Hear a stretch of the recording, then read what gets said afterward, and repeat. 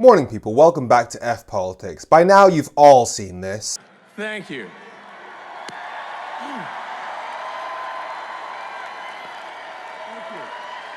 My heart goes out to you. But you might not have also seen this. Still photos of people who are supposedly on the left doing similar-ish hand gestures while waving at crowds. And my Twitter has been flooded with people saying, oh, but these people are also doing similar hand gestures. You're only complaining about Elon Musk because he's on the right. Yes.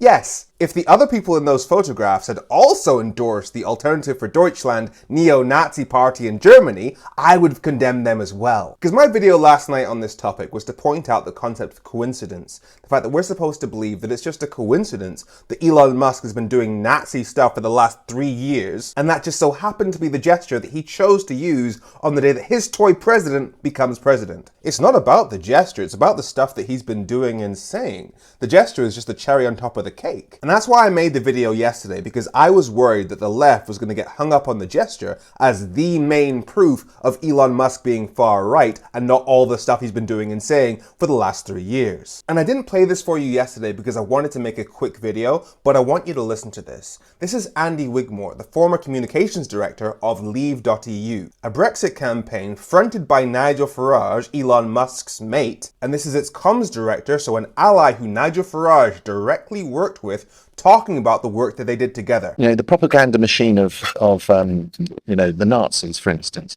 if you take away all the hideous horror and all that kind of stuff, it was very clever the way they managed to do what they did. And if you in its pure marketing sense, you think, oh, okay, you can see the logic of what they were saying, why they were saying it, how they presented things. And the imagery, everything from that, I think, oh, okay. But I looking at that in hindsight now, being at the sharp end of this campaign, is crikey. This is not new. No. And it's using the tools that you have at the time. I think 2016 was unique. I don't think you could ever repeat it. And I don't think you could ever repeat the techniques that people had used in 2016. It was of its time. Oh, really? And Twitter and Facebook were of its time for political campaigning. So the idea of people like Nigel Farage being essentially modern-day versions of the Nazis is not some left-wing conspiracy theory, because behind closed doors they are acknowledging that they're following the exact same path, but with a modern twist. Again, it's not about the gesture is simply a symbol of what they've been doing. So let's look at what Donald Trump has been doing while we've all been focused on Elon Musk and his hand signals. Because Donald Trump has signed a tuck fund of executive orders in the last 24 hours. Top of the list, pardoning 1,500 Trump supporters who stormed the Capitol on January 6, 2021, trying to overthrow the election, including shortening the sentences of white supremacist groups like the Proud Boys. As a wacky historical anecdote, the guy who took over Germany in the 1930s, he also tried to take over Germany by force twice in the 1920s, the Munich Putsch, the Beer Hall Putsch, and he went to jail for that. That's where he wrote his famous book. So he did his time,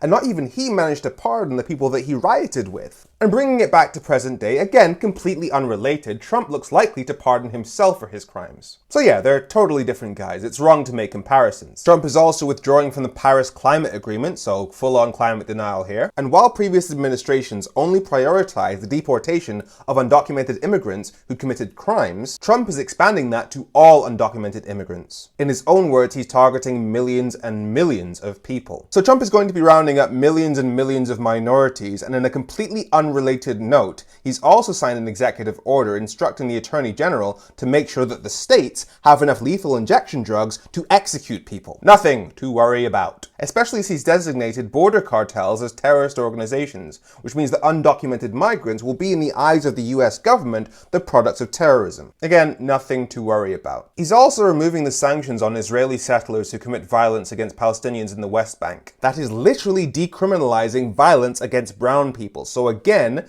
the gesture is just the dinner bell, it is not the main course. He also says he has a warm spot for TikTok and he's taking credit for saving it, even though he was the one who signed the executive order in 2020 that put it on death row. And he wants it to be bought by somebody in the US, and I have concerns. He's also banned the government from promoting equality and diversity, which, as a president that has the explicit backing of the KKK, is a choice. Because that German guy from the 1930s, the problem with him was not that he was too woke, too much of a feminist, that he cared too much about ethnic minorities and women and minority groups.